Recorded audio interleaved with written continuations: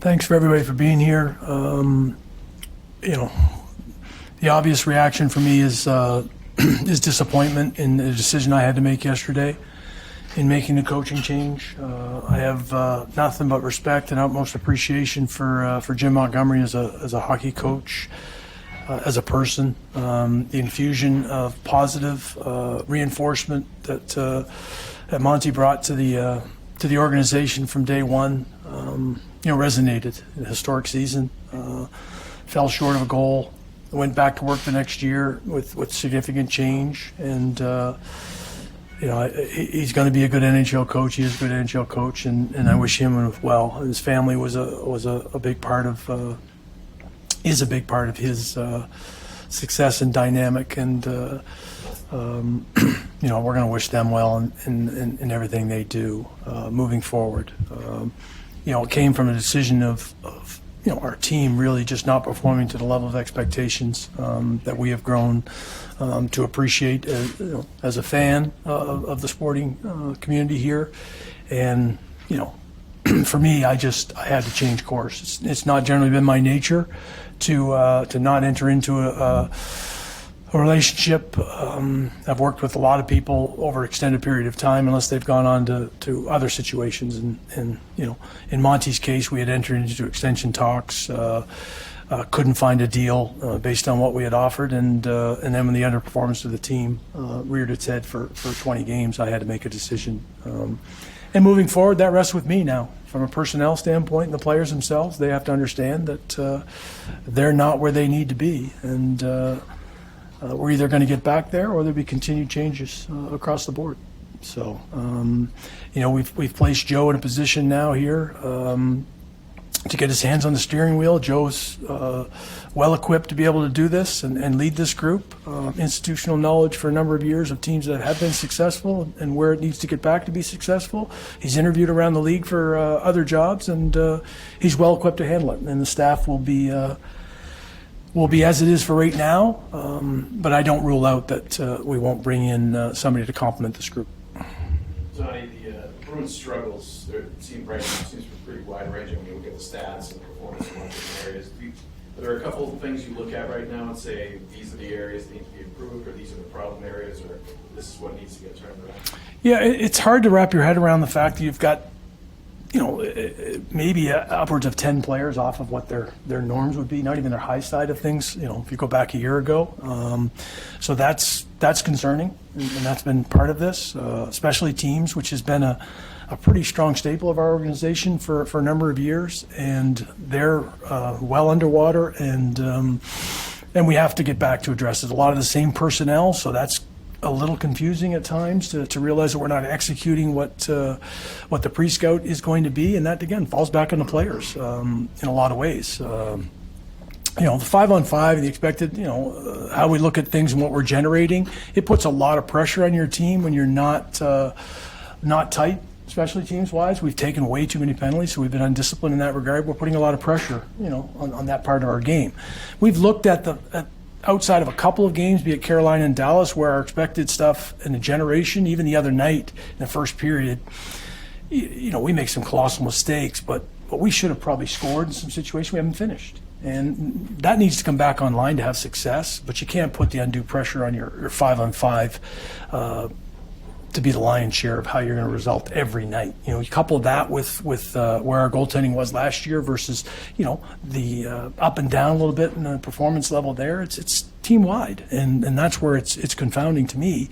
And looking at every little area of our group that we need to be better from structure on out, and just we need to make sure our players understand that that's not the standard. And so we're gonna go to work on it. A lot of underperformances across the board here from all players, but the two big ticket items that you brought in, Lindholm and Zadorov, is there a concern that they're not a good fit here? No, I don't think there's a concern they're not a good fit. They have not played to the level we expected them to, but again, you pointed out it's pretty widespread. In Elias's case, he missed a lot of camp, so it didn't develop some chemistry with who we envisioned him playing, and then they got off to a rough start and haven't, so we bounced it around. They found a little bit more traction in terms of where their positionings are now, and Sacco and Pasternak played together, Brad and Elias, but it's not translating to the results we want. So it needs to be better. He's acknowledged that publicly. It needs to be better. Is there a transitional phase that all players go to come here? Yes, but that time's over with. Well past, as a matter of fact, especially with established players in the league. And Elias, Nikita, he we want another level from him as well. He showed pockets of it, but he got off to a tough start with taking too many penalties and putting himself in that, trying to be an aggressive player and bring what the identity of what's been described as and find himself in the box. And now all of a sudden you're playing a little more tentatively, and we need him to reassert himself. Obviously, with the pressure of Hampus being injured now, the microscope falls there. Yeah, they need to be better. They've admitted that, and they will. But from a fit standpoint, the identification that those were players that would help us, I'm not second-guessing where they are right now. I'm second-guessing the performance of them and our group. Why? What is your theory behind why it's such a broad cluster of players that are? Well, if I had that complete answer for you, I'd give it to you today. I do, again, in Brad's case, I can go piece by piece. In Brad's case, he clearly missed camp and had some things that he had to get cleaned up. David didn't have a very good training camp as well. Might not have had the off season he wanted. Again, I don't want to be too specific and too critical on any one singular player. I just felt our camp was just flatline across the board. And to me, that was the first troubling sign. Now, again, people coming in on it, but we were flat all the way through training camp. Whether or not they thought it was going to be easy and the guys that had really good last year, would come out and that it would just fall in place. Again, this league is incredibly humbling if you have that approach to the game, and it'll expose you in a hurry. And that's sort of what's happened to our group, in the fact that it doesn't come easy and you have to work harder as a result of it. And you have to have more structure in place to fall back on success. And that's what our fan base expects, that's what you guys expect, and I clearly expect it. So we're going to get back to it. And if we don't, it falls back on me in terms of the player personnel. Don, is it possible that Monty's shift from shot volume to puck possession game and a lot of passing wasn't as good a fit for the post-Bergeron-Krejci Bruins? Possibly, in terms of some of the players not being able to execute to that level. When you're underperforming or players are not feeling good about themselves, it's probably going to exacerbate those troubling issues. People will start to say, okay, do you have enough skill to be able to do that? Do you have enough speed to be able to do that? And these are the things that you have to be able to shift. Change is inevitable in the league. You're going to have turnover, and you have to be able to adapt, both from a coaching perspective and from a player perspective. It doesn't mean your fundamentals have to go away, and that's where I get back to a bit of the structure and playing without the puck that's been problematic to a degree as well. We've given up way too many high dangers in situations we just haven't, and that's the part that I want to get back to. Now, to your point on whether or not we can play a little more north-south and direct and get a little more volume-oriented and score the greasy part of it, yeah, I think that we probably have to get back to a little more simplistic approach, because we haven't been able to execute a system that was pretty damn successful. Now, again, it could be player-driven, and the hockey sense level of Patrice Bergeron's not going to be replicated. But these guys are more than capable of playing and executing and performing, and that's what we want to find out. We want to find out what this team is capable of, based on where we're at right now with 60 games to go. There's a lot of season. But you can't stay in neutral. You and Cam have talked about you've been lockstep in the fact that training camp wasn't what you wanted it to be. How much do you think was the on-ice injuries to Elias and the lacks of chemistry? How much of that do you think could be associated with some of the off-ice drama with Jeremy Sweeney? I would attribute everything. It's all in one. There's not any one thing we're going to point to and say, well, this was the sole reason. I think it's all part of it. But it's on the players and it's on the staff to make sure that we're coming out of that and ready to go. And I just don't think as a group we did a good enough job. Whether or not that's adhering to your player calling out your line mate to wake up in terms of the standard that we need. Whether you think it's going to be easier because you had a successful year the year before. It just doesn't work that way. The league is, as I said earlier, it's humbling. And we found that out in a hurry here, that when you don't play to the standard, you're going to get knocked around in this league. And we need to get back to what we expect. And that's the work that whether Jeremy missed, timing in parts, like that applies. Whether it's Elias, who missed injury, it's Brad and coming back from surgeries. It's across the board that it needs to be better. Is there much second guessing from management's part about the situation with Monty going into the year, in the last year of his deal, just given kind of the pressure that is obvious and inherent when a coach enters that kind of situation? No, not from the second guessing. As I said, I was in extension talks. There was contract offers. So, I feel very comfortable. The person makes it no different than a player making an individual decision. We've got players that did that as well this summer. So, there's two sides to every negotiation, and they have to make their own decisions accordingly. And we react as a result of that. Doesn't mean that it doesn't come to fruition at some point in time, because you're very open. It's not like we shut things down, but at the end of the day, performance is part of this. John, you said that if there's not improvement, that it's on you to make player and personnel moves. You have a new voice now leading the team. How quickly do you expect those changes and those improvements to start being able to be seen? Well, you hope it's, you're going to get a bounce of some kind. That's what you expect. I mean, I certainly expect it. I know what the pride level of our players is, and I would expect them to take ownership of where they are right now and improve. Their work rate, probably start there first. Execution, you can debate whether or not that's just going to come back online because you got a new voice. And if it doesn't, and we need to make personnel changes, that's going to fall on me. And organizationally, it'll be the same way if there needs to be organizational changes. Why right now in terms of the decision, and why do you feel that Jim couldn't perhaps turn this around and get the team to play the way that you're describing? Well, we're 20 games in. You might think it's a smaller sample size. I just didn't like the direction.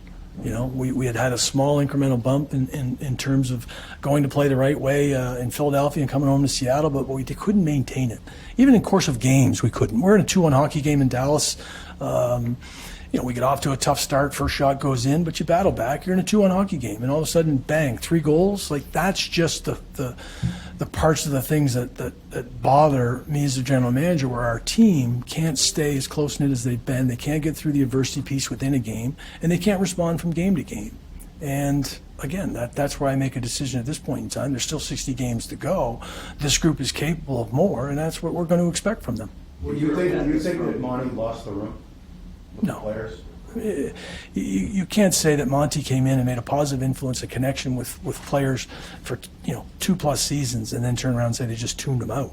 They haven't performed at the level they need to, and that's as simplistic as I say. Monty's a good coach. His communication skills are outstanding, but it wasn't for whatever reason translating into the results from the player side thing. When you're evaluating the coach, how much does the penalty issue play into just looking at the coach and the job he's done, just based on the penalties this year, but also maybe going back to last year, too many ice penalties. There was a lot of penalties last year as well during the regular season. Yeah, you're right. We've struggled in that regard, and a lot of times it is. I mean, the penalties that are occurring, there's some carelessness to their, whether or not they're struggling, whether or not they're frustrated.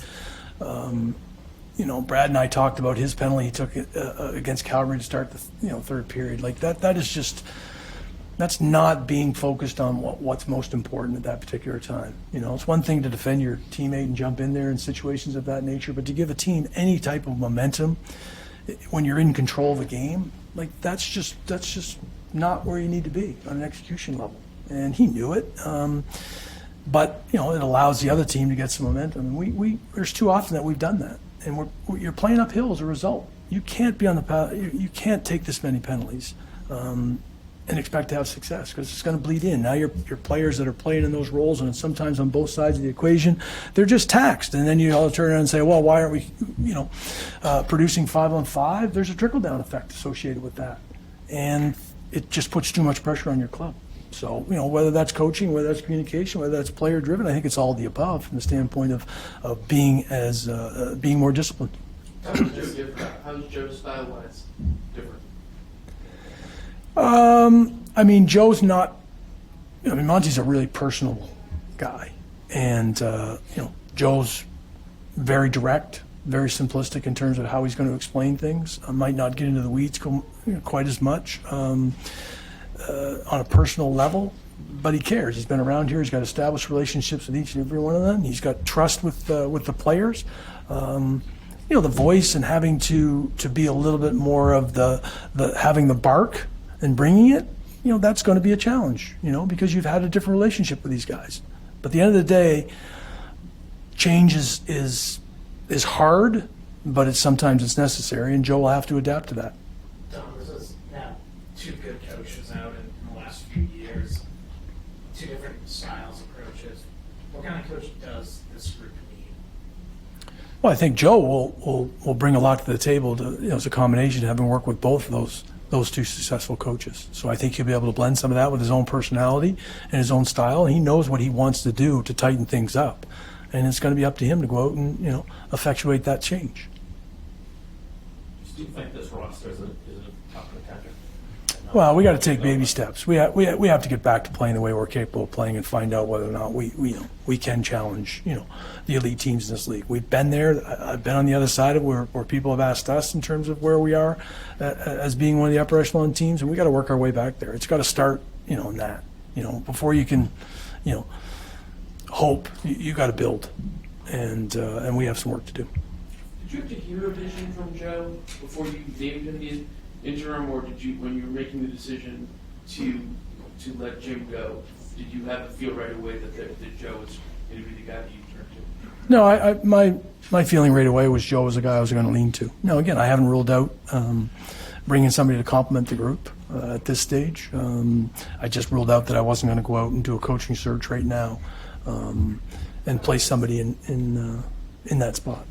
When you say something to complement the group, what are you looking for in that area? Well, we're one less coach, and when we added Jay to the staff, we felt that we were in a position to spread things around. Now, again, they've also talked about flipping things around from a penalty killing power play because, again, we haven't performed at that level. But we're one less, and that puts a lot of strain, or can put strain on the coaching staff. They went through that last year. We felt we would complement by bringing in Jay. So I have to evaluate. I have to sit with Joe and know that the things that he was doing, he's got to leave behind some of that stuff and take on other duties. And there's some stress associated with that. And I want to make sure that I find a person that would balance that out a little bit. Don, kind of similar to Scott said, 2 coaching changes in 2 years. Back in the summer, Charlie Jacobs gave you guys the utmost, the strong vote of confidence. He sent the 3 guys next to me. Montgomery was one of those 3 guys. Was there any message that they gave to you upon making this change, support or any sort of notice that, there's been 3 coaches now in 7 years? We're always on notice. The results are in this business that's just what you accept. When you take the job, you know that you're on notice. And when you make recommended changes, they could say no, and you might be the change. So you face that. You make decisions based on your experience level and what you need to do for your hockey club, and that's how I do the job. I'm appreciative that in this case that they still let me make that decision. I'm disappointed that it wasn't, moving forward with Monty in a lot of ways. As I said, when I go to invest with people and work with people and have respect for people, that's what I want to continue to do. That was my mindset heading in. But in evaluating where this team is at in the performance level, I had to make a different decision. How did you interpret the extended pockets of the execution, the passes, the puck fumbles? This was consistent throughout this 20-game stretch. So when you see that, that's in what to you? I think it still goes back to training camp and being able to execute with your group, but it's translated into elite players that had a lot of success in the National Hockey League. And you look at our power play and the top guys, there's 4 of them that are back. They just haven't been able to execute to the level. You start to worry about regression in this business and whether or not it's going to come back to normalize. I still believe in the players themselves being able to work their way back to that level. And that's going to be determined. But it does start right from day one in camp and all the way through practices and how you hold yourself to a standard that we need to do a better job of. It's always been part of this organization since I've been a part. When we were bad during my time as a player, we had gotten away from it, and there was a redirection and refocus on getting back to that level and being a hard out. The bottom line is we're not a hard out right now. We're self-destructing at periods of time. We need to be a harder out. And that's a testament to what the fan base expects.